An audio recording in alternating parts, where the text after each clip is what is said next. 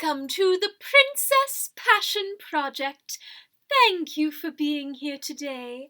My name is Amelia, and I am a princess.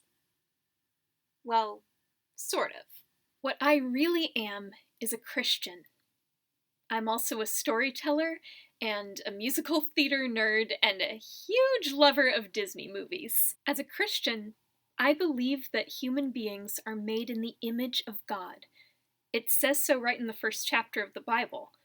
And one of the ways I put that belief into practice is by embodying characters and telling stories that can help people see different aspects of who God is, what God does, and how God loves. Telling stories like this is something God has been doing since the very beginning, and it's a tradition that Christians have carried on for hundreds of years.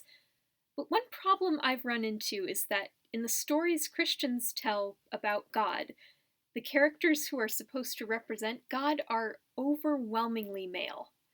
There's nothing wrong with using male characters to illustrate what God is like, but it shouldn't be the only way that we portray God. The Bible is full of metaphors for God that are both masculine and feminine. God is described as a father, a husband, and a king, but also as a mother, a diligent housekeeper, and the kind of indispensable life partner Eve was created to be for Adam. So when our only portrayals of God are male, when the only characters we name as Christ figures are men, we're leaving out more than half the picture of who God is.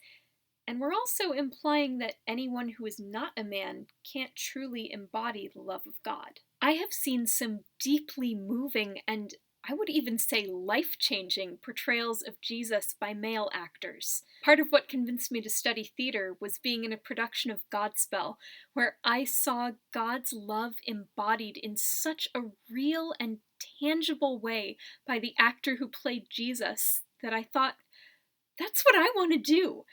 I want to make Jesus feel real to people, but I can't because I'm not a man. Or can I? For the past several years, I've made a habit of looking for female Christ figures in all kinds of stories.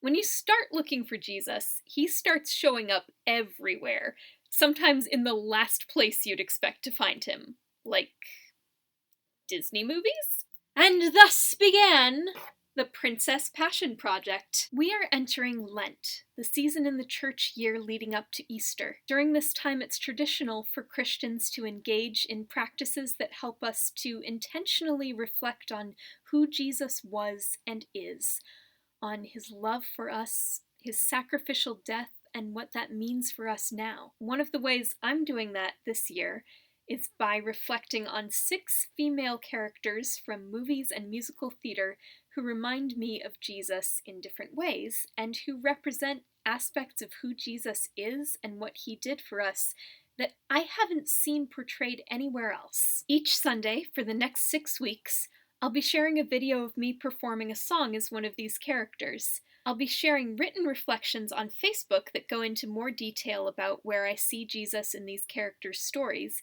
so if that's of interest to you, be sure to check those out, or if not, feel free to just enjoy the music. This project brings together so many of the things I'm passionate about: writing, acting, directing, singing, costuming, fangirling, and most importantly, using those gifts, yes, even that last one, to grow deeper in my own faith and hopefully encourage others in theirs. But the word passion also has another meaning. It's the word Christians use to describe Jesus' suffering and death on the cross. During Lent, you'll sometimes see passion plays depicting the final events of Jesus' life on earth.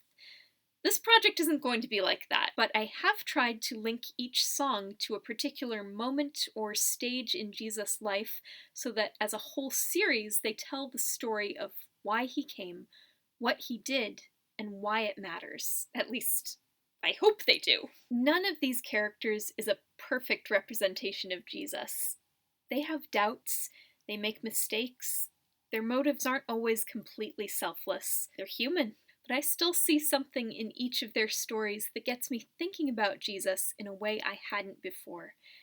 And that gives me hope that if they can embody Christ-like love in spite of their flaws, Maybe I can too. I'm not saying you have to agree with me or share my beliefs, and I promise I'm not trying to ruin your favorite characters. But I hope this gives you a little insight into how Christians think and interact with stories, or at least one Christian fangirl, Disnerd, musical theater geek, Princess. Oh, and about the whole princess thing. Only two of the characters in this series were actually born into a royal family, and technically they've both been promoted to queens at this point. And a couple of others are actually quite far from what you would consider princesses.